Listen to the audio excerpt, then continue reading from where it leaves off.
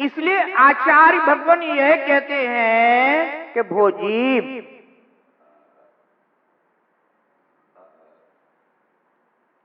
आत्म सिद्धि सुख का लक्ष्य बना। कौन सा? आत्म सिद्धि सुख। अभी कौन सा लक्ष्य बना है? कौन सा?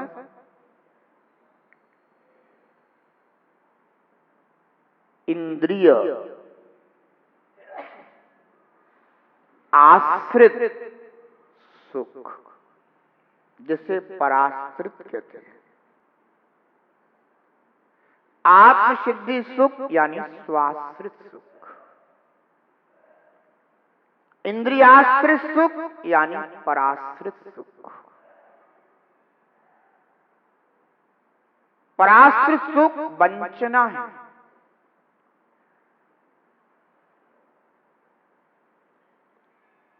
स्वयं के साथ धोखा है। स्वाश्रित सुख निर्वंचना है, स्वा के साथ धोखा नहीं, विश्वास और समर्पण है।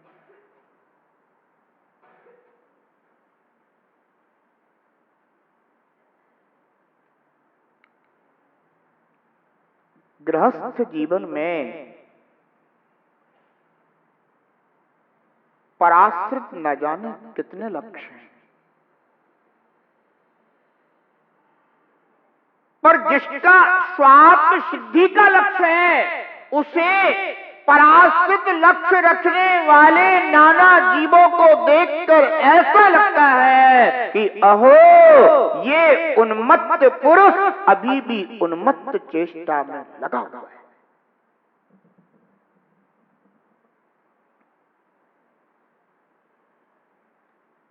यह उन्मत्त चेष्टा कब छूटेगी?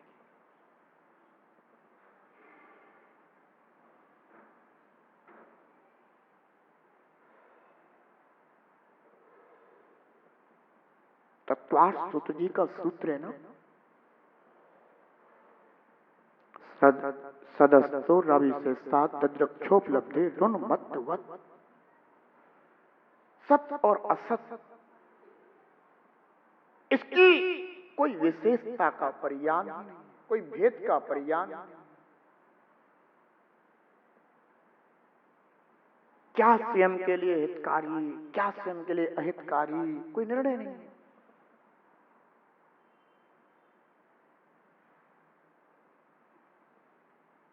अपनी इच्छा के अनुसार जो चेष्टाएं जीवों की हैं, सब उन्मत्त पुरुष की चेष्टाओं के समान है।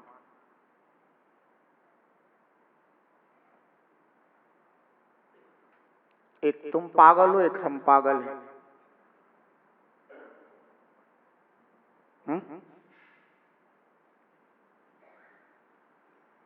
तुम वो पागल हो जो पापों को बढ़ाते हो, हम वो पागल हैं जो पापों को गलाते हैं। उन्मत्त पुरुष की चेष्टाएं केवल पाप वर्धक होती है, संसार वर्धक होती हैं, और ज्ञानी पुरुषों की चेष्टाएं पाप नाशक, भव नाशक, सिद्धि प्रदायक होती है।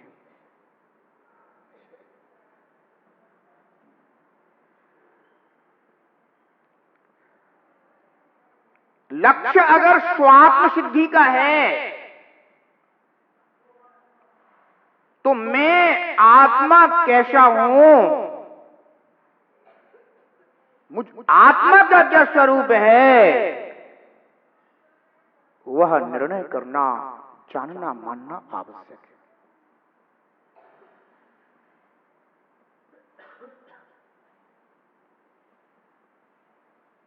इसके लिए बाहर भटकने की जरूरत नहीं है।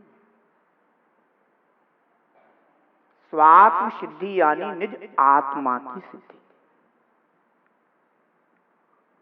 जो मैं हूं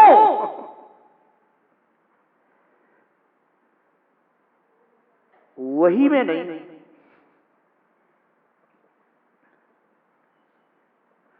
जो मैं हूं वही मैं नहीं हूं। जो मैं नहीं हूं वही मैं हूं, ऐसी मान्यता चल रही है।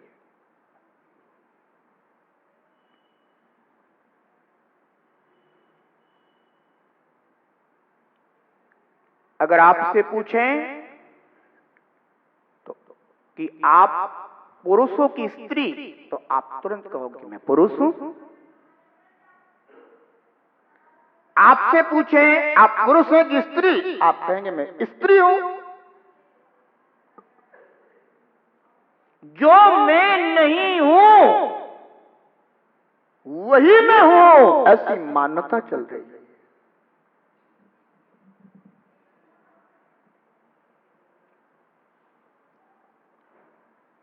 जो मैं हूं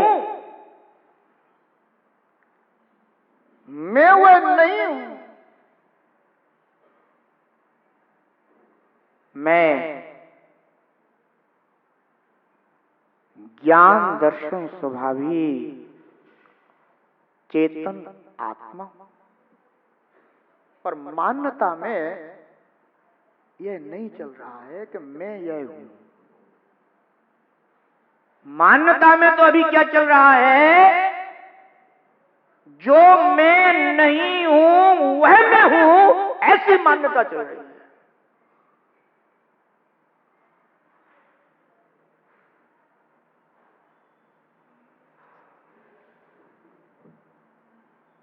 समझ रहे ना? मैं पुरुष हूं,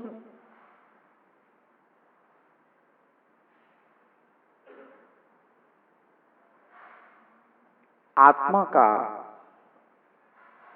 स्त्री पुरुष आदि कोई स्वरूप नहीं है।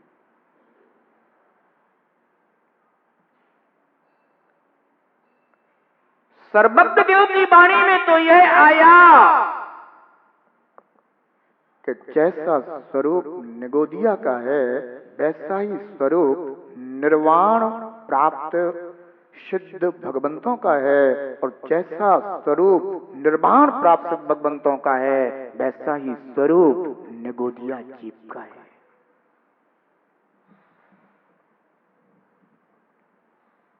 जब आत्म सिद्धि का लक्ष्य होगा तो आत्म स्वरूप क्या है ऐसी जिज्ञासा उठेगी।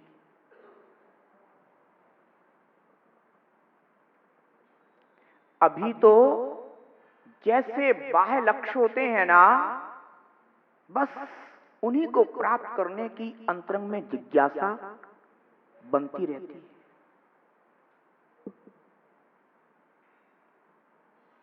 कैसी बात है, किस जीव के अंदर भटकने की जिज्ञासा बनती है, पर जीव के अंदर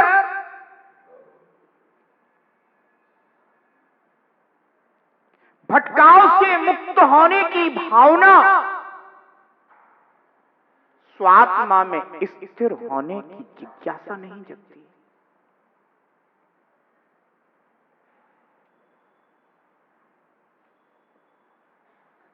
ये जो पुरुषपना है ना,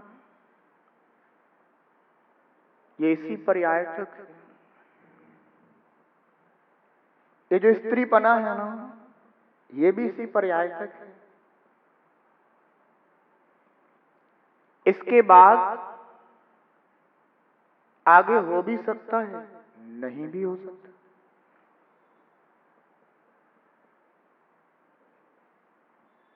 आपका कर्म आगे की आपकी इस बहिरंग अवस्था का निर्धारण करेगी। पर जो मैं ज्ञान दर्शन स्वभावी आत्मा हूँ, वह मैं पहले भी था, आज भी हूँ और आगे भी इसी रूप में रहूंगा। यही मेरा यथार्थ स्वरूप है।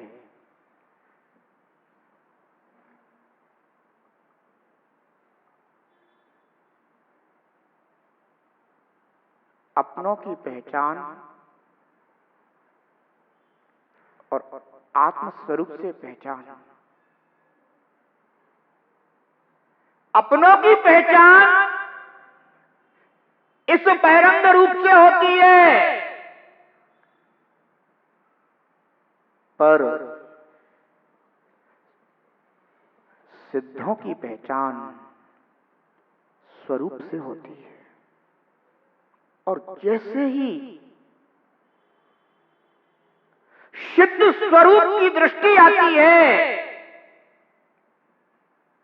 तो चाहे अपने हों और चाहे पराये, सर्वत्र सिद्ध ही सिद्ध भगवान दिखाई देते हैं।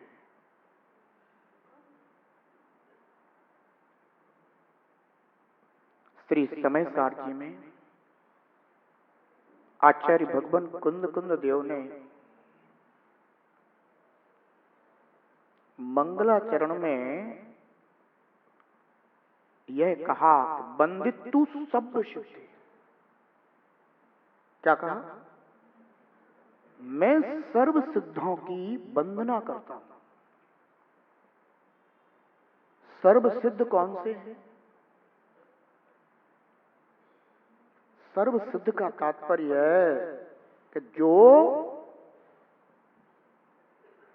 अतीत में सिद्ध पर्याय को प्राप्त कर चुके हैं, उन सब सिद्ध भगवंतों की, जो वर्तमान में सिद्ध पर्याय को प्राप्त कर रहे हैं, उन सब सिद्ध भगवंतों की, और जो भविष्य में सिद्ध पर्याय को प्राप्त होने वाले हैं, उन सब सिद्ध भगवंतों की मैं वंदना करता हूं।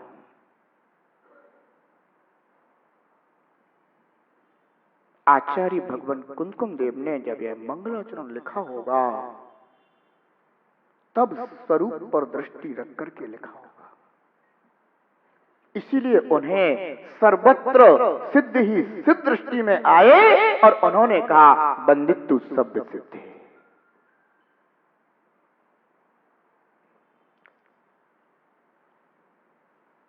जब स्वरूप की दृष्टि होगी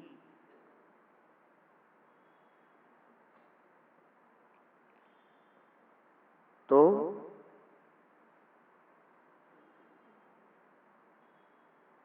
मैं भी सिद्ध हूं और जो मेरे अपने हैं उनमें भी वही सिद्ध स्वरूप दिखाई देगा।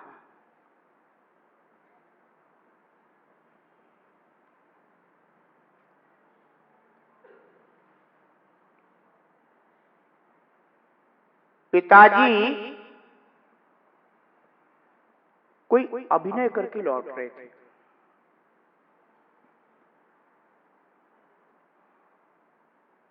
उनका चेहरा बेटे को समझ नहीं आया, तो वह उनसे अन्यथा व्यवहार करने लगा। तब पिता ने अपना चेहरा धोया बेटे के सामने और बताया कि देख, मैं तेरा पिता हूं। और जैसे ही पिता का वह चेहरा देख करके, और उनमें ये हमारे पिता हैं, यह ख्याल में आ गया, जानने में आ गया, तो बेटे की चेष्टा अब अपने पिता के सामने जैसी होनी चाहिए थी वैसी हो गई।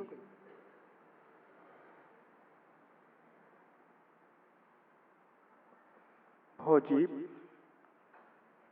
जब तू स्वरूप से स्वपर जीवों को देखता है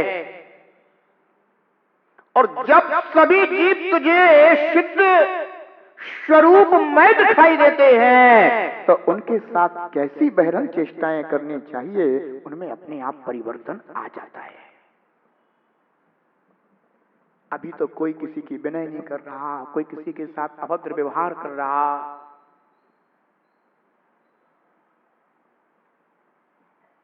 पर यह सब स्वरूप बोध होते ही बदल जाता है।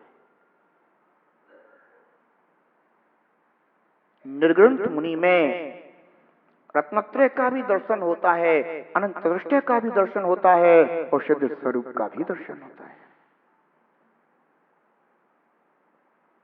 जैसी दृष्टि बनेगी वैसा स्वरूप दिखाई देने लग जाएगा।